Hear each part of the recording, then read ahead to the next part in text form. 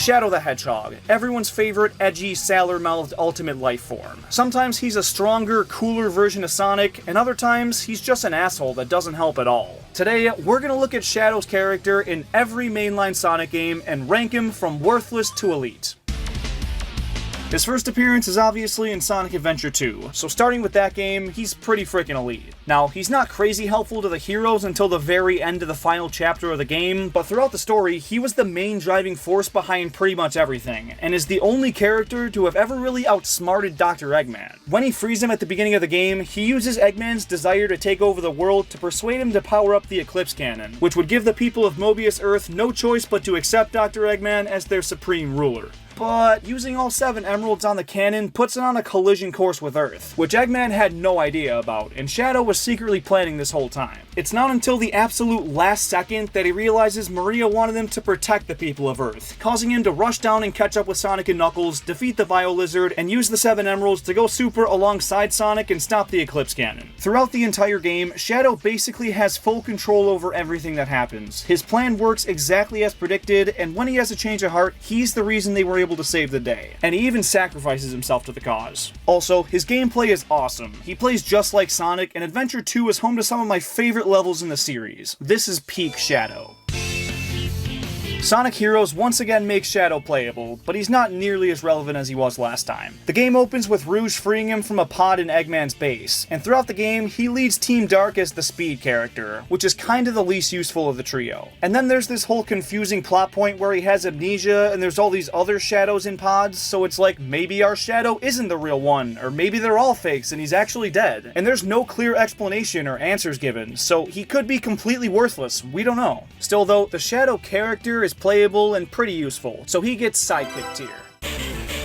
I'm gonna include Sonic Battle this time around because 1, Shadow's not in as many games, and 2, so this dude can stop harassing me about it. Sonic Battle makes Shadow playable and gives him his own episode in the story, where he's pretty freaking useful. Rouge has to save him from Eggman's base early in the story, just like last time, but after that, he makes it his mission to stop Emerl from getting all 7 Chaos Emeralds, because like him, Emerl was created to be a weapon, and when he gains ultimate power, he believes it'll be the downfall of the planet. So he tries to kill him, it doesn't work, and the two kind of bond over being created for destruction, but having a good soul deep down. And that's apparently because Gerald Robotnik just copy-pasted Maria's soul into both of them? I don't know, it's weird, but him and Rouge are the ones that figure out how to make Emerl perfectly safe, by activating his full power and saying the phrase, "Bring hope to humanity." Once Shadow says that, it removes Eggman's control over him and gets rid of all his violent programming, so he's responsible for the most pivotal moment for this game's main character. And if you're looking purely at the fighting gameplay and which characters are considered higher tier, you'll find Shadow near the top of just about every list. I'm not gonna act like I know what the competitive scene for this game looks like. I've only played a couple matches of it very casually, but being considered one of the better characters and contributing a lot to the story makes this one a solidified elite tier.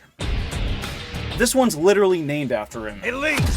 He's the main playable character throughout the entire game, and his decisions directly impact the fate of the world. This game's notorious for having all these different story paths and endings that do make it a complicated playthrough, but also really illustrate how much control Shadow has over the events of the game. He can choose to help Sonic and Co. fight alongside Gun and see their side win, or he can help Black Doom and ultimately destroy the planet. He's the key to either side winning, so if there was a tier higher than Elite, he'd go there.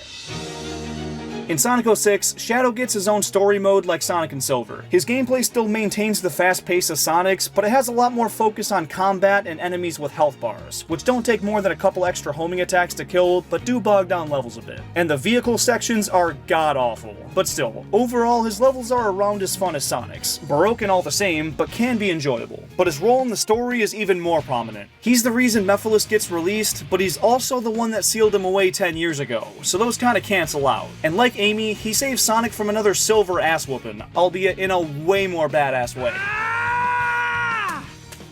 Chaos Control!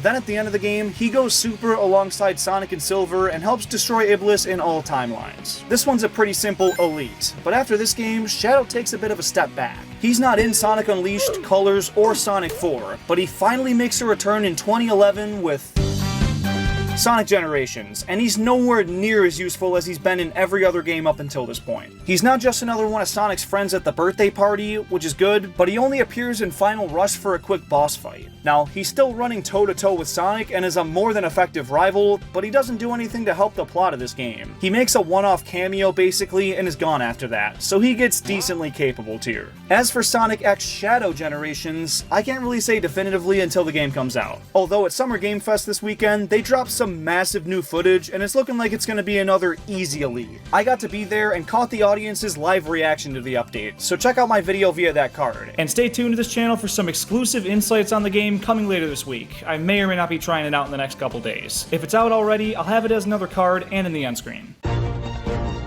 He gone in Sonic Lost World, but in Sonic Boom Rise of Lyric, he returns as another boss. He shows up randomly in the middle of the game and calls Sonic weak because of his loyalty to his friends. Clearly the writers have never played a Sonic the Hedgehog game. This dude's obsessed with honoring his old friend Maria, and is shown time and time again to care a lot about his newer pals too. Now, the boss is pretty cool with all the arena changes, but it's not very innovative or unique gameplay-wise, and it's a pretty forgettable fight. He's getting his lowest ranking yet. Barely does anything.